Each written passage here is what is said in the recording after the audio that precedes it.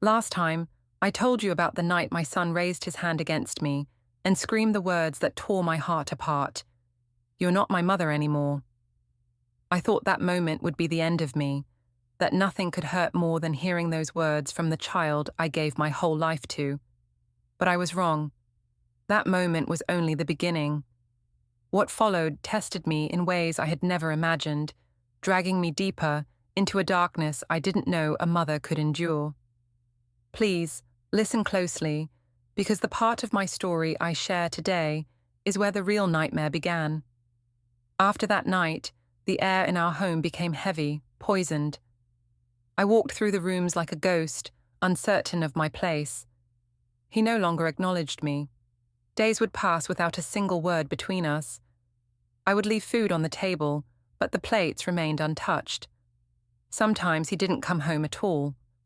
When he did, it was long after midnight, and his eyes were glassy, his laughter hollow. The neighbors noticed. They always notice. When I walked to the store, I heard whispers follow me like shadows. Her son is out of control. She can't handle him. Some said he was stealing, others claimed he was drinking. I didn't know what to believe anymore. All I knew was that the boy I had raised with such care, the boy who once clung to me for comfort, was slipping away faster each day. I tried everything. I wrote him letters, leaving them on his pillow, pleas for him to talk to me, reminders of our memories together. None of them were ever acknowledged. I prayed every night, my knees aching on the hard floor beside my bed. But my prayers felt unanswered, as though the heavens themselves had turned their faces from me. One afternoon, I came home from work to find the front door wide open. My heart stopped. I rushed inside, calling his name. No answer. The house was in disarray, drawers pulled open, cabinets left ajar. My first thought was that we had been robbed. But then I noticed what was missing: the money jar from the kitchen cupboard, my jewelry box, even the watch his father had left behind, the last piece of him that remained. I knew then, it hadn't been strangers. It was my son. When he finally came home that night, I confronted him. My voice shook, but I forced myself to stand firm. You stole from me, from your own mother. He didn't deny it. He only shrugged. I needed it. You took your father's watch, I said, my throat tightening. The last thing he left for you. For a moment, something flickered in his eyes. Guilt, perhaps, but it vanished as quickly as it came. It was just a watch, he muttered. I wanted to scream. I wanted to shake him until the boy I knew came back. But instead, tears filled my eyes. Why are you doing this to me? I whispered. His answer was cold. Because you don't matter anymore.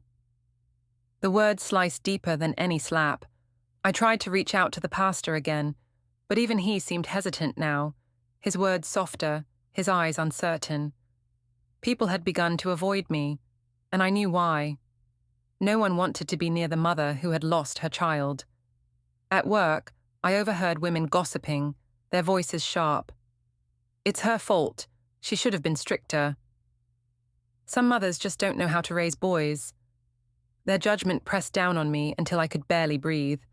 I carried not only the weight of my son's rejection, but also the shame of a community that had already condemned me. But even through all of that, I still loved him. I still hoped. I told myself he was just lost, that somehow, some way, he would find his way back. One night, I heard noises outside and looked through the window. My son stood in the yard with a group of older boys. They passed a bottle between them, their laughter echoing in the dark. My son looked so different, his shoulders slouched, his face hardened. He seemed older, but not wiser. He seemed broken, and he didn't even know it. I wanted to run outside, to drag him back in, to scream at those boys to leave him alone. But I couldn't. Fear rooted me to the spot. I was no longer his safe place. I was no longer the voice he listened to. I was just a shadow in the window, watching him disappear.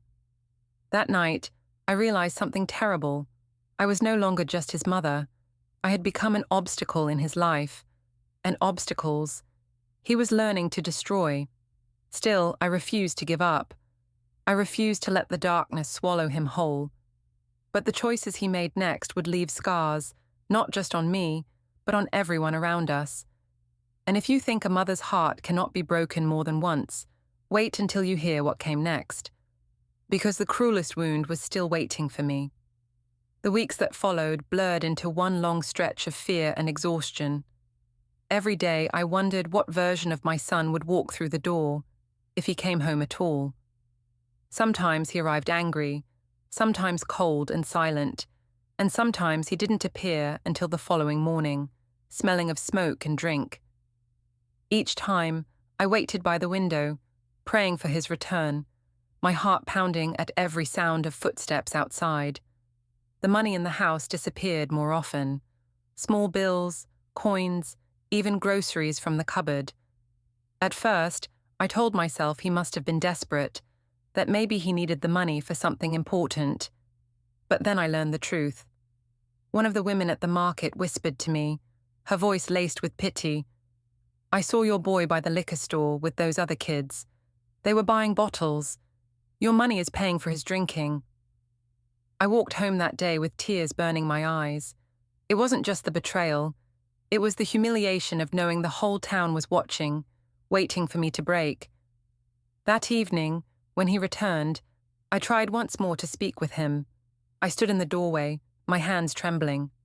"Please," I begged, "talk to me. Tell me what's happening to you. I can't lose you." He smirked, that cruel expression I had come to dread. "You already lost me." Those words struck like a knife. I felt something collapse inside me, but I didn't let him see the depth of my pain. I stood straighter, forcing strength into my voice. "You are my son. Nothing will change that." His laughter was bitter, mocking. "You keep saying that like it matters." Then he brushed past me, slamming his bedroom door so hard the picture frames rattled on the walls. That night, I sat at the table with my head in my hands. I wondered if there was anyone left who could help me. Teachers had given up. Neighbors had turned away. Even my own family told me to stop embarrassing myself and let him learn his own lessons. But how could a mother stop trying? I need to pause here, dear listener, and ask you something. If you were in my place, if your own child turned against you, stole from you, humiliated you, broke your heart over and over again, what would you have done? Would you have thrown him out, let him face the world on his own, or would you have clung on, even as he pushed you away? Tell me in the comments, because I wonder every day if I made the right choice. But at that time, I couldn't let go. I couldn't send him into the world alone, not when I feared that world would devour him. Then came the night that shattered what little trust I had left. I was asleep when I heard noises from the kitchen. My heart raced. I thought maybe it was a break-in. I crept from my room, clutching the edge of my robe, and there he was, my son. He had pulled open every drawer, tossing things onto the floor. My purse lay open on the table, empty. "What are you doing?" I whispered. He turned, startled, his eyes wide for a moment before narrowing into defiance. "I need money," he said flatly. "You've taken everything already," I pleaded. "I don't have more to give."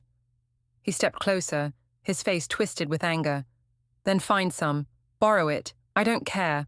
Just don't get in my way." I stared at him, unable to believe this was the same child who once clung to my hand when crossing the street. My voice cracked as I whispered, "I am your mother.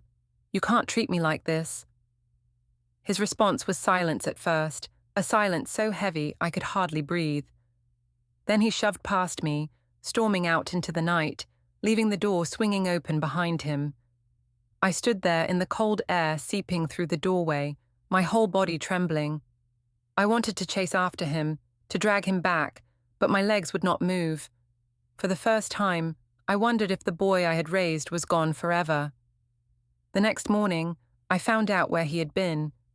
The police came to my door. They told me he had been caught with the other boys, vandalizing a store. My heart sank as the officer explained the damage. My son stood behind him, his face hard, his eyes avoiding mine. "Do you understand the trouble you're in?" the officer asked him. My son only shrugged. I wanted to scream, to shake him until the truth sank in. But I stood silently, ashamed, humiliated, broken. The officer warned me that if it happened again, there would be serious consequences. When they left, I turned to my son, desperate to reach him. "Why are you doing this? Why are you destroying your life?" His reply was cold, sharp, unforgettable. "Because it's my life, not yours."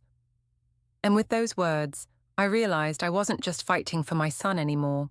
I was fighting against him. But the war was only beginning.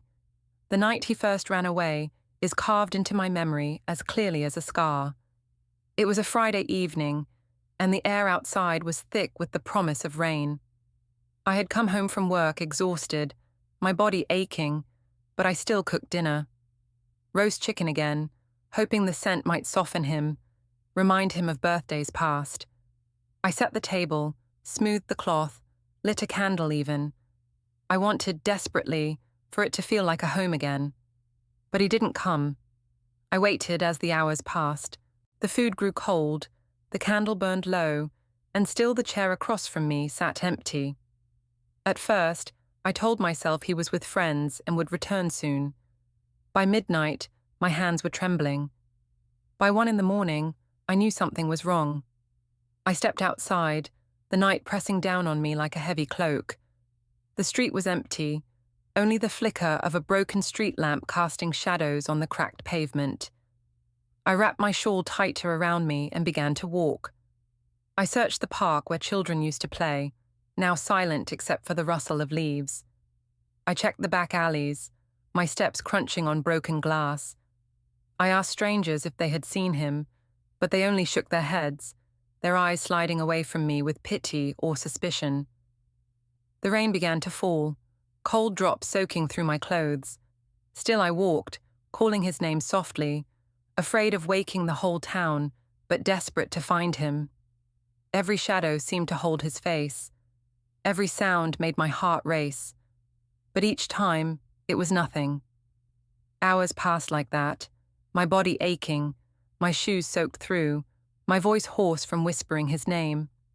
At last, I reached the liquor store on the edge of town. The neon sign flickered weakly in the rain. And there he was. He stood with 3 boys, huddled under the awning, a bottle passing between them. His laugh was loud, careless, the laugh of someone I no longer recognized. For a moment I froze. My heart wanted to rush forward, to embrace him, to drag him home. But fear rooted me to the spot. Then he noticed me. His eyes met mine across the wet street.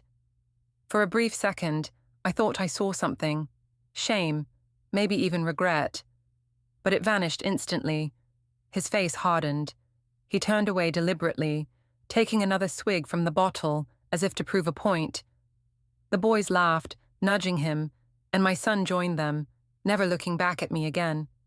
I felt my knees weaken. I gripped the pole of a street lamp to keep myself standing. The rain poured harder, blurring my vision, mixing with the tears on my cheeks.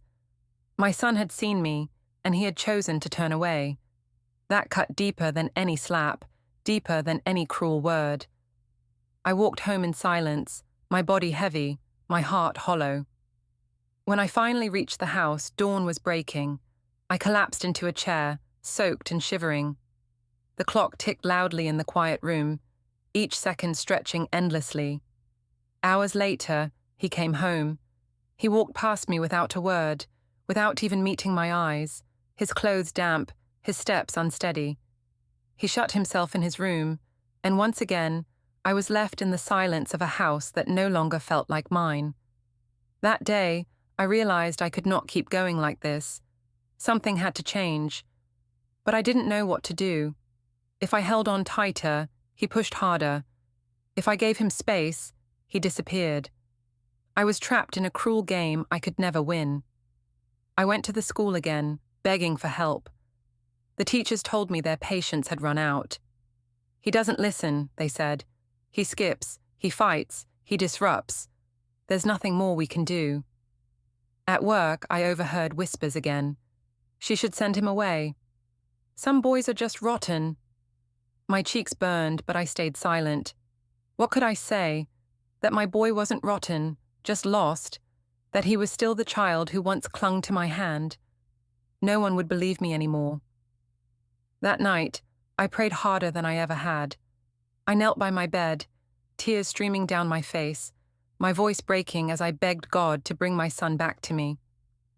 "Please," I whispered, "don't let me lose him completely." But the only reply was silence. And then, only a few nights later, came the moment that would crush what remained of my hope. A moment when not only my son, but strangers too, would stand against me. A moment that would leave me feeling more isolated than ever before. Because the police would soon return to my door. It was a Tuesday evening when the knock came, firm, steady, the kind of knock that makes your stomach twist before you even know who is standing outside.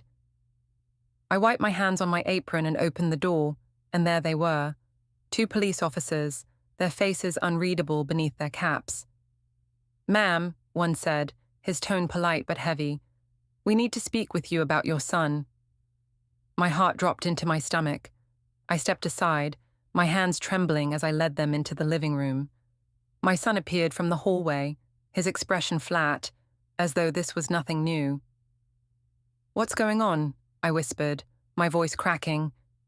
The taller officer cleared his throat. "Your son and several others were caught vandalizing property again. This time, it wasn't just mischief. Windows broken, graffiti. Damages will need to be paid." I turned to my son, searching his face for denial, for even the smallest flicker of remorse. There was none. He only crossed his arms and looked away. "I'm sorry," I stammered, my cheeks burning. "I didn't know. Ma'am," the officer interrupted gently, "this can't continue. If it does, there will be serious legal consequences." His eyes flicked to my son. "You're lucky this is only a warning." Lucky. That was the word he used. But I didn't feel lucky. I felt hollow, humiliated. The neighbors' curtains twitched as they watched the officers leave my home. I knew by morning the whole town would be talking. As soon as the door closed, I turned to my son, tears filling my eyes. "Why are you doing this?" I pleaded. "Why are you destroying everything? Don't you see what this is doing to me?" He looked at me then, but there was no softness in his eyes, only coldness. "You think this is about you? It's not. It never was." His words cut deeper than the officer's warning. I felt my chest tighten, my breath shallow. I sank into the chair, my hands shaking. For a moment I thought I might faint. He didn't comfort me. He didn't even stay. He grabbed his jacket, muttered something under his breath, and stormed out the door, leaving me in the silence of a house that felt emptier by the day. That night I couldn't sleep. I kept hearing the knock on the door, replaying the officer's words. This can't continue. My mind spun with fear. What if next time they didn't just bring him home? What if they took him away? What if the boy I had raised, the boy I had loved with every ounce of my being, ended up behind bars? I cried until my pillow was soaked. I whispered into the darkness, "Where did I go wrong?" But no answer came. The next day, the stares from the neighbors were sharper, more blatant.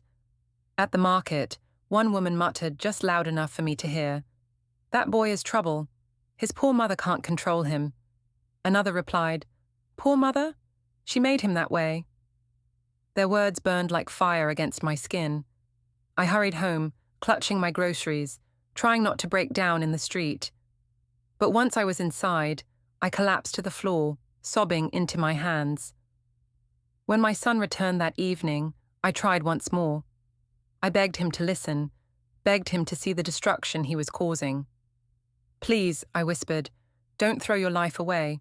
You can still change. We can still fix this." He didn't look at me. "Stop pretending you care," he muttered. "You're not my mother anymore." The words were familiar now, but each time they tore me open as if it were the first. I wanted to scream, to shake him, to make him see the truth. But my voice was gone. My strength was gone. That night, as I sat alone by the window, watching the empty street, I felt something inside me break in a way it never had before. For the first time, I wondered if maybe everyone else was right. Maybe I had failed. Maybe I wasn't enough. But even as those thoughts clawed at me, another fear grew stronger. Because I knew my son wasn't finished. His anger, his recklessness, it was building towards something worse. And I was right, because soon his choices wouldn't just shame me. They would put both of us in danger. If you think a broken heart is the worst a mother can endure, wait until you hear what came next. Because heartbreak was only the beginning.